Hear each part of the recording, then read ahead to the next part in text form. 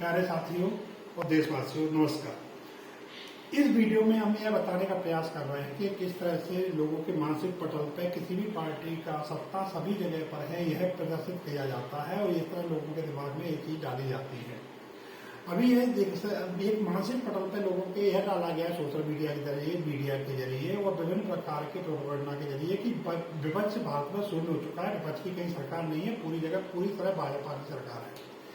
लेकिन हमें स्थिति को जब हमें स्टेट वाइज देखते हैं तो स्थिति बिल्कुल विपरीत नजर आती है। यहाँ पर हम देखेंगे कि वास्तव में भारतीय जनता पार्टी को किन राज्यों में समर्थन मिला है। जो पूर्ण बहुमत सरकारें बनी है वो बनी है गुजरात में, उत्तर प्रदेश में, उत्तराखंड में पूर्ण बहुमत से सरकार बनी है।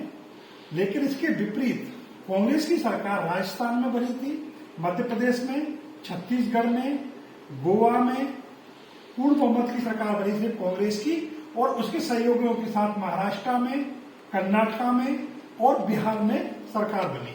यानी कि यहाँ पर आप देखोगे हरियाणा में अभय चौटाला के साथ बीजेपी की सरकार है। तो गुजरात, उत्तर प्रदेश, उत्तराखंड 4 राज्यों में मात्र कांग्रेस बीजेपी जीती थी और उसकी सरकार बनी, सहयोगी के साथ सरकार बनी थी। लेकिन इतने राज्यों में राजस्थान, मध्य प्रदेश, छत्तीसगढ़, हिमाचल प्रदेश, गोवा, महाराष्ट्र, कर्नाटका और बिहार में बीजेपी की सरकार बनी, कांग्रेस की सरकार बनी, माफ कीजिएगा।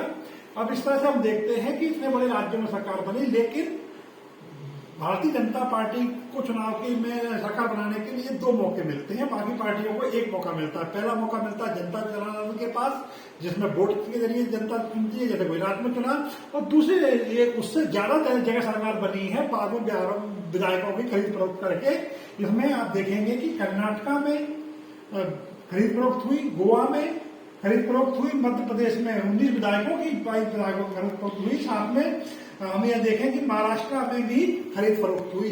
यह प्रयास राजस्थान, दिल्ली और वेस्ट बंगाल में अधिकारियों के साथ किया गया था, लेकिन यहाँ पर एक सफल नहीं हुए। और इनकी सरकारों का सौभाग्य कहें या इनका दुर्भाग्य कहें कि यह पार्टी यहाँ पर सरकार नहीं बना पाई।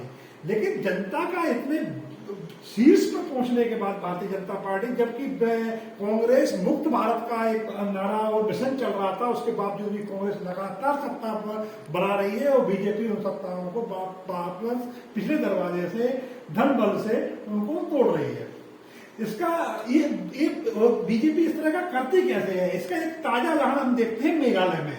मेघालय में मात्र 2 विधायक बीजेपी के थे और कांग्रेस के जो संगमा थे उनके पुत्र की एक पार्टी है, उसके साथ 2 विधायकों को लेके वहां सरकार बनाई। 5 साल सत्ता का सुख होगा और उस सुख होने के बाद में उनको ऐसा लगा कि हमारा अब बहुत वर्चस्व हो गया। जैसा ये देखते हैं कि जो इसका गठबंधन करता है, जो उसी गठबंधन के लोगों को खत्म करने की, पार्टियों को खत्म करने की पूरी साजिश करते हैं।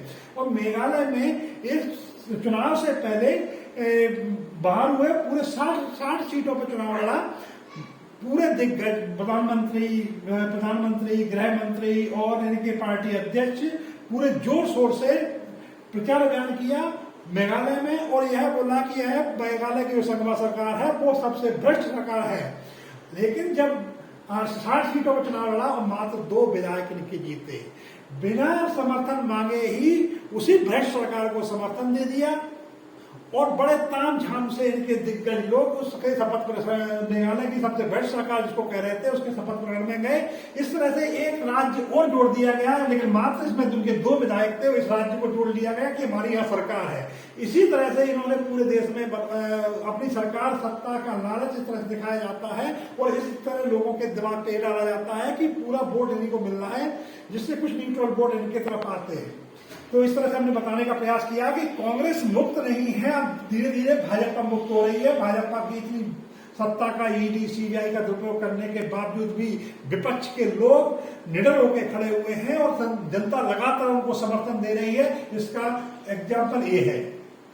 धन्यवाद साथियों, आपने वीडियो देखा, इसके लिए आपका बहुत बहुत धन्यवाद।